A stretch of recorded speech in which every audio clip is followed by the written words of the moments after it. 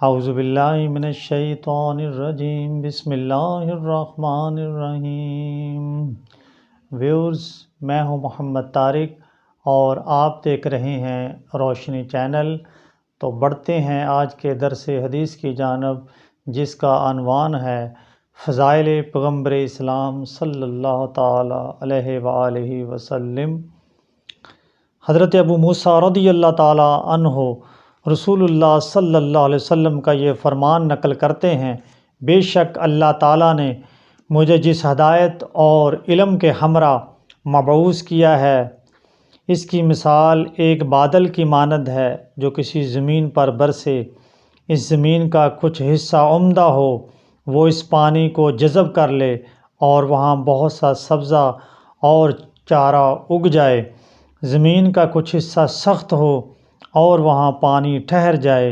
اور اس پانی کے ذریعے اللہ تعالیٰ لوگوں کو نفع عطا کرے، لوگ وہ پانی پیا کریں، اپنے جانوروں کو پلایا کریں اور انہیں چرایا کریں۔ اور زمین کا ایک حصہ چٹیل میدان ہو، جب وہاں بارش ہو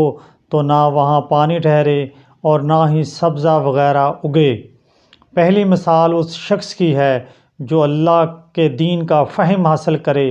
اور اسے اللہ تعالیٰ اس چیز کے ذریعے نفع عطا کرے جس کے ہمراہ اس نے مجھے مبعوث کیا ہے۔ وہ شخص اس کا علم حاصل کرے اور دوسروں کو اس کی تعلیم دے۔ اور تیسری مثال اس شخص کی ہے جو اس ہدایت کی طرف توجہ ہی نہ کرے، اور جس ہدایت کے ہمراہ اللہ تعالیٰ نے مجھے مبعوث کیا ہے اسے قبول نہ کرے۔ حضرت ابو ہریرہ رضی اللہ تعالیٰ عنہ رسول اللہ صلی اللہ علیہ وسلم کا یہ فرمان نقل کرتے ہیں، میری مثال اس شخص کی مانند ہے جو آگ روشن کرتا ہے، اور جب اس آگ کے ارد گرد کا حصہ روشن ہو جاتا ہے تو پروانے اور حشرات الارض اس میں گرنا شروع ہو جاتے ہیں، اور وہ شخص انہیں اس میں گرنے سے روکتا ہے، لیکن وہ اس سے خود کو چھڑا کر اس آگ میں گرنا چاہتے ہیں۔ رسول اللہ صلی اللہ علیہ وسلم نے فرمایا، میری اور تمہاری مثال بھی اسی طرح ہے۔ میں تمہیں کمر سے پکڑ کر آگ میں جانے سے روکتا ہوں اور یہ کہتا ہوں کہ جہنم سے دور ہو جاؤ، جہنم سے دور ہو جاؤ، لیکن تم خود کو مجھ سے چھڑا کر اس میں گر جاتے ہو۔ حضرت ابو ہریرہ رضی اللہ تعالیٰ عنہ رسول اللہ صلی اللہ علیہ وسلم کا یہ فرمان نقل کرتے ہیں، میری اور مجھ سے پہلے تمام انبیاء کی مثال اس شخص کی مانند ہے جو ایک خوبصورت اور بہترین عمارت تعمیر کرے اور اس کے ایک گوشے میں ایک اینٹ کی جگہ چھوڑ دے۔ لوگ اس عمارت میں گھوم پھر کر دیکھیں، انہیں وہ عمارت بہت اچھی لگے اور وہ یہ کہیں کہ یہ اینٹ کیوں نہیں لگائی گئی۔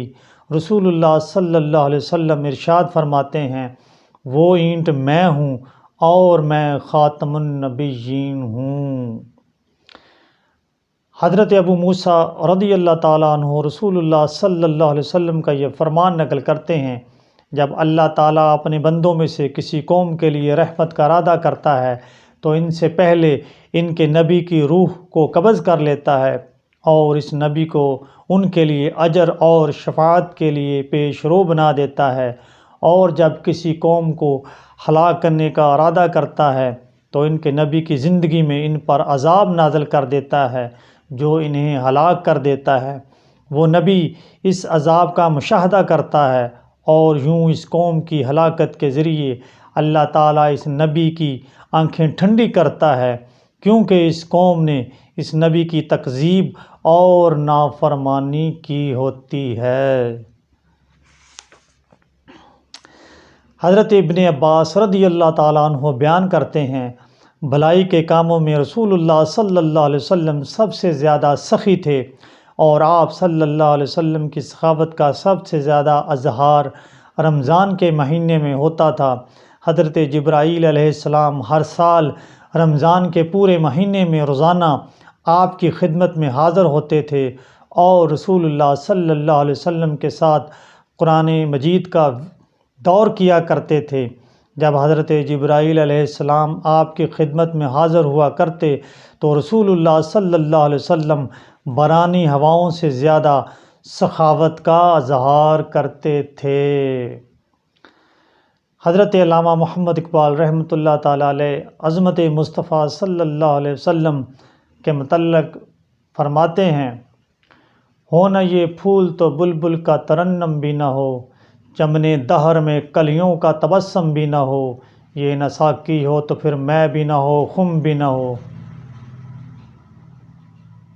بزم توحید بھی دنیا میں نہ ہو، تم بھی نہ ہو، خیمہ فلاح کا استادہ اسی نام سے ہے، نبض ہستی تب شمادہ اسی نام سے ہے۔ ویورز،